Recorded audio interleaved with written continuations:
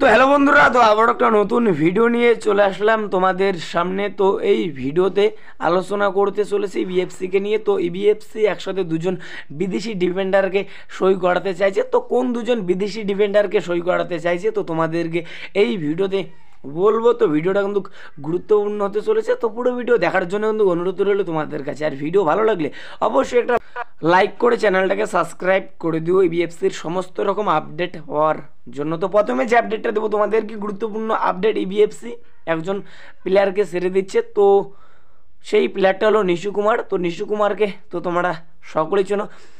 প্লেয়ারটার main position হচ্ছে right back. তো right ব্যাকের পাশাপাশি কিন্তু লেফট ব্যাকে কিন্তু খেলতে পারে এই নিশু কুমার। তো এই নিশু কুমারের সঙ্গে ইবিএফসির কিন্তু চুক্তি কিন্তু শেষ হয়েছে। তো এই প্লেয়ারের সঙ্গে কিন্তু আর কিন্তু কন্ট্রাক্ট বাড়াবে না বিএফসির ম্যানেজমেন্ট। তো এরকমই কিন্তু আপডেট পাওয়া যাচ্ছে এই মুহূর্তে। তো তোমরা ধরে নাও এই প্লেয়ারকে, এই নিশু কুমারকে কিন্তু ছেড়ে দিতে চলেছে এই বিএফসির ম্যানেজমেন্ট।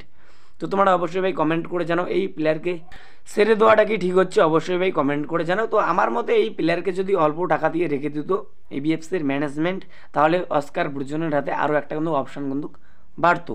তো এরপরে যে আপডেটটা দেবো তোমাদেরকে, গুরুত্বপূর্ণ আপডেট, এবিএফসি একসাথে দুজন বিদেশি ডিফেন্ডারকে সই করাতে চাইছে। তো প্রথমে যে প্লেয়ারটার কথা বলবো তোমাদেরকে, তো সেই প্লেয়ারটা হলো মোহনবাগান সুপার জায়েন্টের প্লেয়ার নুনো রেস। তো নুনো রেসকে তো তোমরা সকলেই চেনো, যথেষ্ট ভাই ভালো মানের ডিফেন্ডার। তো এই নুনো রেস সুপার কাপে যে দুটো ম্যাচ খেলেছে অসাধারণ কিন্তু খেলেছে ভাই, অসাধারণ খেলেছে। তো যথেষ্ট ভালো কোয়ালিটির কিন্তু বিদেশি ডিফেন্ডার এই নুনো রেস। তো এই নুনো রেসের সঙ্গে ইবিএফসির কিন্তু চুক্তি কিন্তু শেষ হয়েছে।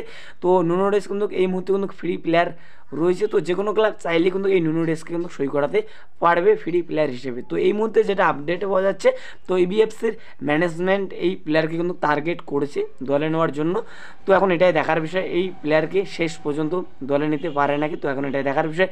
তো তোমরা অবশ্যই ভাই কমেন্ট করে জানো এই প্লেয়ার যদি ইবিএফসি টিমে আসে তাহলে কীরকম হবে। তো আমার মতে এই প্লেয়ারকে যদি সই করতে পারে তাহলে ইবিএফসির ডিফেন্স আগের থেকে আরও বেশি কিন্তু শক্তিশালী হবে।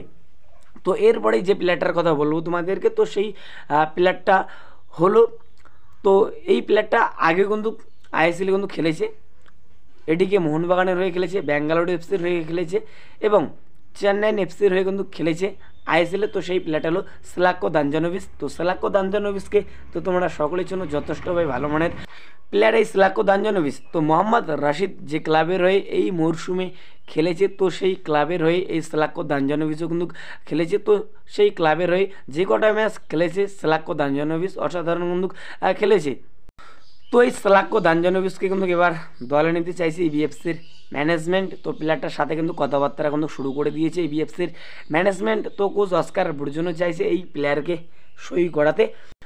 তো এখন এটাই দেখার বিষয় এই স্লাক্কো দানজানোভিচকে শেষ পর্যন্ত সই করাতে পারে নাকি ইবিএফসির ম্যানেজমেন্ট। তো তোমরা অবশ্যই ভাই কমেন্ট করে জানাও নুনো রেস এবং স্লাক্কো দানজানোভিচ, তো এই দুই বিদেশি ডিফেন্ডারের মধ্যে কোন বিদেশি ডিফেন্ডারকে দলে নিলে সব থেকে ভালো হবে। তো নুনো রেস এই মুহূর্তে কিন্তু ফ্রি প্লেয়ার রয়েছে। তো প্লেয়ারটাকে কিন্তু টার্গেট করেছে ইবিএফসির ম্যানেজমেন্ট।